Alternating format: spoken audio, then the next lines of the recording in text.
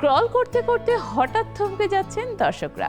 ঈদের অসংখ্য নাটকের ভিড়ে এক অচেনা গল্পই এখন আলোচনার কেন্দ্রবিন্দু।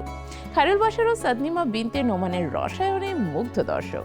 কিন্তু শুধু প্রেম নয়, নাটকটি শেষ পর্যন্ত লুকিয়ে আছে এমন এক বার্তা যা অনেকেই নিজের জীবনের দিকে নতুন করে তাকাতে বাধ্য করছে।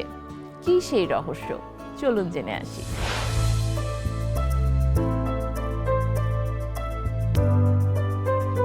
স্ক্রিনে চোখ আটকে আছে, আঙুল ছুটছে একের পর এক পোস্টে।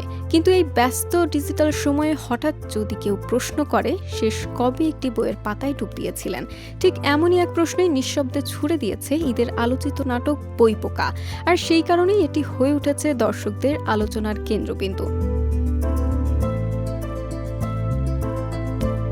কোরবানির ঈদ উপলক্ষে প্রচারিত অসংখ্য নাটকের ভিড়ে আলাদা করে নজর কাটতে সক্ষম হয়েছে তপু খান পরিচালিত এই নাটকটি। মুক্তির পর অল্প সময়ের মধ্যেই নাটকটি দর্শকদের কাছে সাড়া পেয়েছে ব্যাপকভাবে।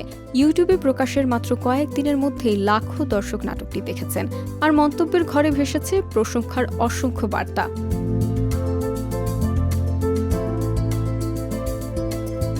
আকবর হায়দার মুন্নার গল্প ভাবনায় নির্মিত এবং লিমন আহমেদের চিত্রনাট্যে তৈরি বইপোকা শুধু একটি প্রেমের গল্প নয়, এটি বর্তমান সময়ের একটি বাস্তব প্রতিচ্ছবি।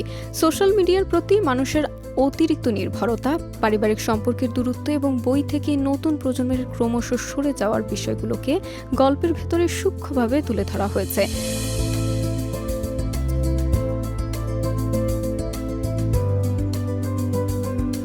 নাটকের অন্যতম বড় শক্তি খায়রুল বাশার এবং সাদমিনা বিনতে নোমানের রসায়ন।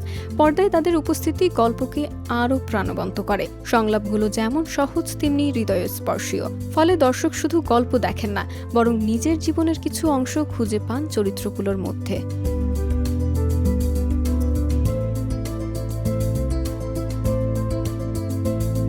নির্মাতা তপু খান মনে করেন বিনোদনের পাশাপাশি একটি ইতিবাচক বার্তা দেওয়ার দায়িত্ব নাটকের রয়েছে, আর সেই ভাবনা থেকেই তিনি গল্পের ভেতরের বই ও সাহিত্যের প্রতি ভালোবাসাকে নতুনভাবে তুলে ধরেছেন।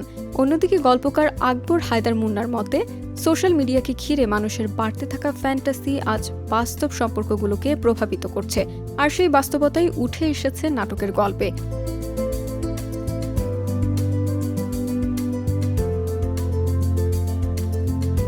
নাটকটিতে আরও অভিনয় করেছেন আজিজুল হাকিম, মুনিরা ইউসুফ মিমি, আব্দুল্লাহ রানা, রোজি সিদ্দিকী এবং বিশেষ একটি চরিত্রে তারিক আনাম খান।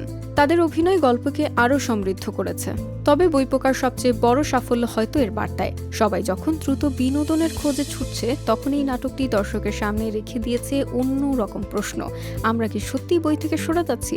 আর যদি সরে যাই তাহলে হারাচ্ছি কি? হয়তো সেই উত্তর খুঁজতেই দর্শক বারবার ফিরে যাচ্ছেন বইপোকার কাছে।